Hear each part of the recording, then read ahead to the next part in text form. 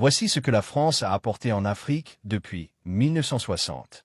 En 2003, l'historien français François-Xavier Verschave, après des enquêtes approfondies sur les relations entre la France et les Africains, a déclaré que l'histoire de la France en Afrique depuis 1960 est le plus grand scandale de la République française.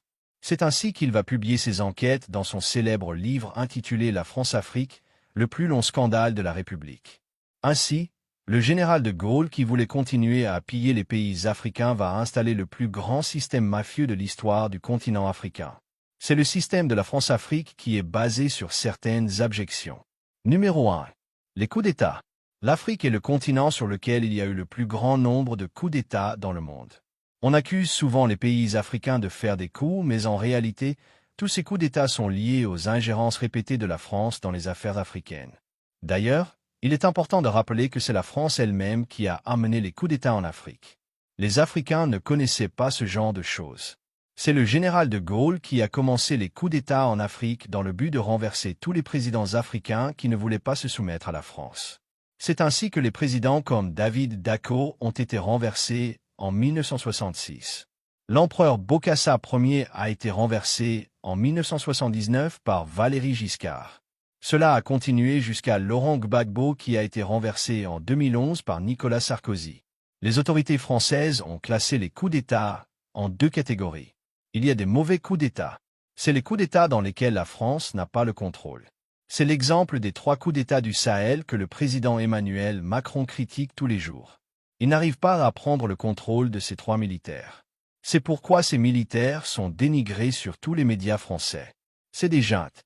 C'est des putschistes. Il y a également les bons coups d'État. C'est les coups d'État qui sont sous le contrôle de l'Élysée. C'est les coups d'État des militaires qui sont actionnés par la France elle-même. On se rappelait que le président Emmanuel Macron lui-même est venu en personne pour adouber un coup d'État en Afrique en 2021 au mépris du peuple et de la constitution tchadienne. Numéro 2. Les assassinats politiques. C'est la France également qui a amené ça en Afrique.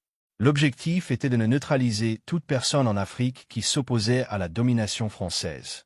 À partir du moment où un président, un homme politique ou un intellectuel africain s'oppose à la domination française, il devient la personne à abattre. C'est ainsi que beaucoup d'hommes politiques, d'intellectuels et de présidents africains ont subi des assassinats politiques organisés depuis l'Élysée et le Quai d'Orsay. Parmi les présidents, on peut citer Sylvanus Olympio du Togo, Barthélemy Boganda de la République centrafricaine, Thomas Sankara du Burkina Faso et beaucoup d'autres présidents qui ont subi le même sort. Numéro 3. La corruption. C'est aussi la France qui a installé ce système en Afrique à travers des présidents corrompus qu'ils ont installés à la tête des pays africains. Depuis des décennies, tous les présidents de la Ve République recevaient de l'argent auprès des présidents africains qu'ils ont placés à la tête des pays africains.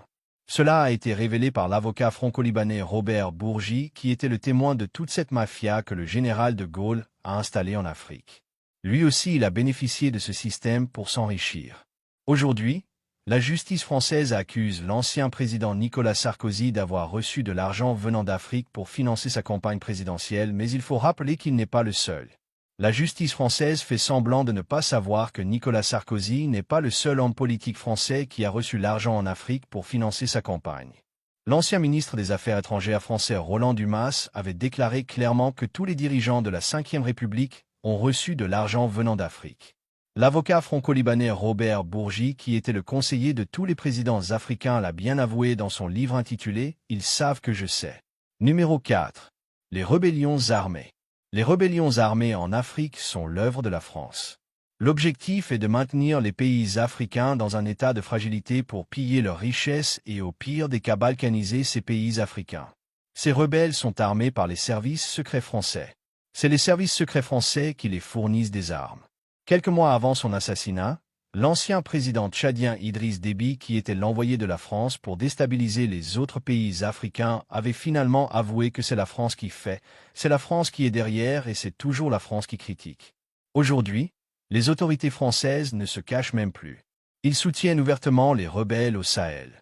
Le porte-parole des rebelles a avoué clairement sur les médias français qu'il recevait de l'aide de la France. Numéro 5. Les terreaux.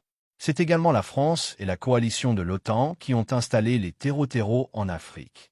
L'objectif est de fragiliser les pays africains afin de mettre la main sur leurs richesses. Dans son livre intitulé Jeux de guerre, l'enquêteur français Marc Eschinger explique comment les autorités françaises se sont enrichies sur le malheur qu'ils ont installé en Afrique à travers les terreaux.